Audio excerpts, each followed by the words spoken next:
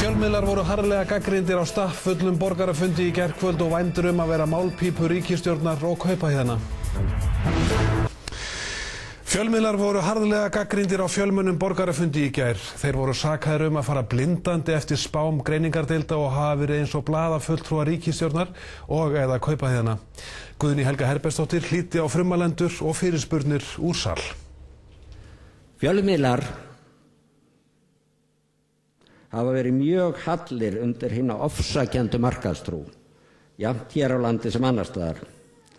Verst hefur sennilega verið fréttastofa Ríkisútvarpsins. Fjölmiðlar, svokölluð fjórða stoð lýðræðis, hefur mátt sín lítils. Við höfum horft upp á hæstráðendur lítilsvirða fjölmiðla og komast upp með að svara út í hött eða alls ekki. Því miður þá náði spillingin líka inn í fjölmiðlana.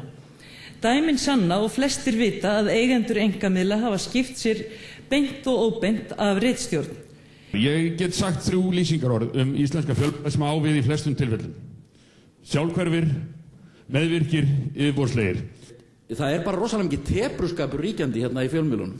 Ég fekk símtal kveikt á sjónvarpinu þegar að byrja blaðamannafundur og ég kveikt á RÚV og það var gætinglæt. Svo skipti ég á Stöð 2 og þar var blaðamannafundurinn og spurningin hvort að RÚV sé hætt að sýna frá fréttum í ráðherrabústaðnum eða stjórnarráðinu. Nei, við skulum steinhætt að vera með drottningarviðtölu Davíð Oddsson. Ég skal bara lofa ykkur því.